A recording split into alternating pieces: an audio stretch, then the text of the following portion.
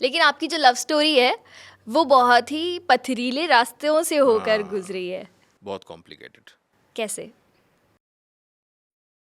मेरे को बहुत, सर रो मत पड़ना नहीं नहीं बस। रो नहीं पड़ा। कई बार क्या होता है, आप जैसे मुंह से आप कोई चीज़ बोलते हो ना, कई बार मुझे लगता है वो हाँ। सच हो जाती है। तो पहले मेरे लाइफ में इतने ब्रेकअप ब्रेकअप हो गए थे लाइफ में, मुझे लगा अच्छा। था कुछ मिलेगा नहीं। बट मैंने एक बार ऐसे बोला था कि जिस लड़की से शादी करूँगा उसका नाम ए से होगा, उसकी नाक लंबी होगी और एमिटी से पढ़ी होगी, ऐसे 3A।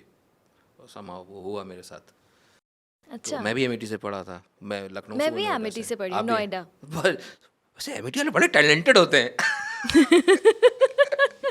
तो मैं मुझे वो बहुत पसंद थी। मैंने उनको बोला कि मैं आपको बहुत पसंद करता हूँ।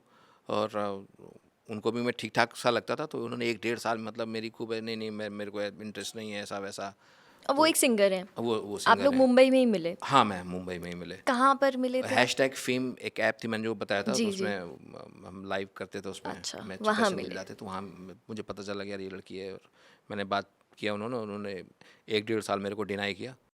बट मैंने कहा देखिए, मैंने मैंने जिस दिन उनको देखा था, मैंने उस दिन मेरे फ्रेंड्स भी खड़े थे, मैंने उनको बोला था कि इसकी चिता में आग मेरा लड़का लगाएगा। हाँ। ये क्या तरीका है? हाँ, इट्स न्यू स्टाइल ना अभी का। I love you is very old. God. सच में, ये सच है बिल्कुल। जिनके सामने कहा वो भी सुनेंगे। मैंने देखा, मैंने कहा इसकी चिता में आग मेरा लड़का लगाएगा, ये डिसाइड हो चुका है बस। यार। तो मैंने कहा कि मैंने कहा आपको मैं पसंद करता हूँ। तो उन्होंने कहा नहीं नहीं, वैसा कोई इंटरेस्ट नहीं है मेरे को, बस आप अच्छे हैं, इज़ वेरी गुड। बट मैंने कहा बस, इसने मना नहीं किया मेरे को, इसने अच्छा। मेरे को मारा नहीं। मतलब आप किसी को ऐसे बोलो ना। तो मैंने कहा अभी धीरे धीरे 1 डेढ़ साल लगा उसमें।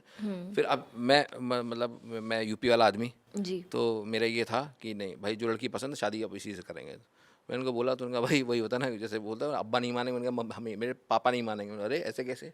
तो बस वो डिनाई करते रहे, वो डिनाई करते रहे, डिनाई करते रहे। मैंने कहा सर, मैंने डिसाइड कर लिया है कि मेरे को शादी करनी है। और बहुत दिक्कतें आई, वो मान ही नहीं रहते। अब घर वाले बोल रहे हैं बेटा शादी कर लो, शादी कर लो, वरना उम्र निकल जाएगी, उम्र निकल जाएगी। आपने अपने घर पे बता दिया था? हाँ, मैंने अपने घर में बता दिया था। अच्छा। बट क्योंकि मैं नए ज़माने के होने का मैंने वो नहीं उठाया।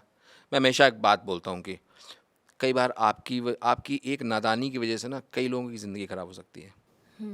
जहाँ से वो आती हूँ वो बरेली वो जगह है। तो अच्छा। मैंने कहा कि अगर मैं बाई चांस, अगर मैं इनसे, जैसे जनरल लोग क्या करते हैं, अब हम मुंबई रहते हैं, हम ये कल्चर हम अडॉप्ट कर चुके हैं, लोगों को भी कोई दिक्कत नहीं है, बालिग हैं, पैसा कमाते हैं, अच्छा शादी कर सकते हैं। बट मैंने कहा अगर हम शादी कर लेते हैं तो छोटे शहर में जिनको पता होगा कि भाई वो सिंह साहब की जो बेटी थी ना, वो जो छोटी वाली थी, वो जो मुंबई गई थी, वहाँ वहीं तो सिंगर बन गई थी वहाँ पर। वो क्या हुआ, अरे उसने तो वहाँ ना लव मैरिज कर ली। तो छोटे शहर में उसका ऐसा इम्पैक्ट पड़ता है, लोग बोलते हैं कि भाई हम तो अपनी बिटिया को बाहर नहीं भेजेंगे। तो मेरी अपनी, आप बीइंग ए पब्लिक फिगर, अब सोशल आप हो, तो आपको ये भी ध्यान रखना पड़ता है कि आपकी वजह से कभी किसी का नुकसान ना हो जाए। तो मतलब मैंने कहा था वो मेरी शादी मैं तभी करूँगा जब वो प्रॉपरली तैयार होंगे, 7 साल बाद वो तैयार हुए। पर वो तैयार क्यों नहीं हो रहे थे?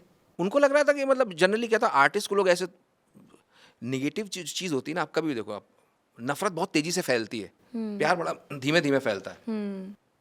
तो फिर एक मोमेंट आया, मैंने कहा यार वही वाली बात है, पैसा तो हमने कहा हम बहुत कमाते हैं। तो वो एक वो होता है लोगों का, पेरेंट्स हैं, अभी क्या है कि उनको भी लगेगा अब क्या ही बोल रहा है ये।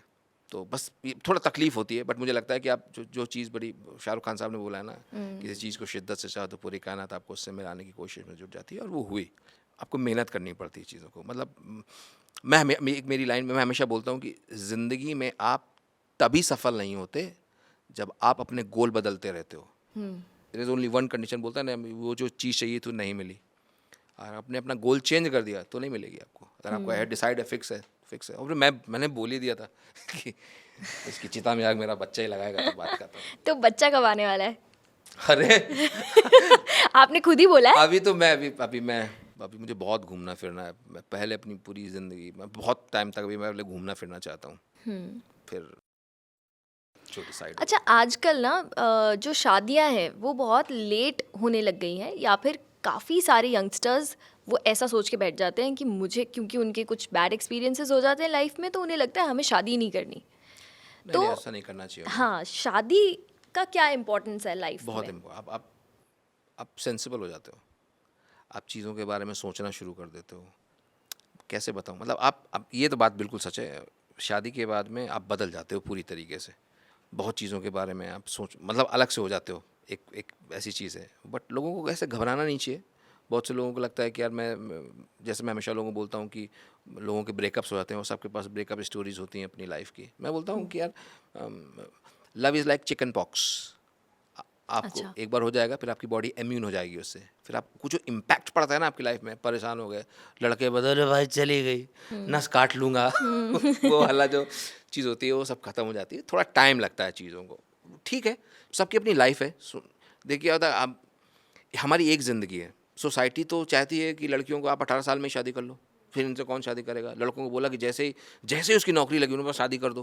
वो अपनी ज़िंदगी नहीं जी पा रहे। हाँ। इतना स्ट्रगल है लोगों की ज़िंदगी में एक अच्छी नौकरी पाने के लिए, एक अच्छा करियर को पाने के लिए। जब वो कमा के जब वो थोड़ा उसने पैसा बनाया है, तो थोड़ा करो पहले, तभी तो पहले अपने वर्तमान को जियो। जैसे ओशो बोलते हैं ना कि आप पहले अपने वर्तमान को जियो। कल की चिंता आप पहले से इतनी कर ले रहे हो कि आप कल भी खराब कर रहे हो, आज भी खराब कर रहे हो, आज बैठे बैठे। तो मतलब गो विद द फ्लो, बस बात खत्म।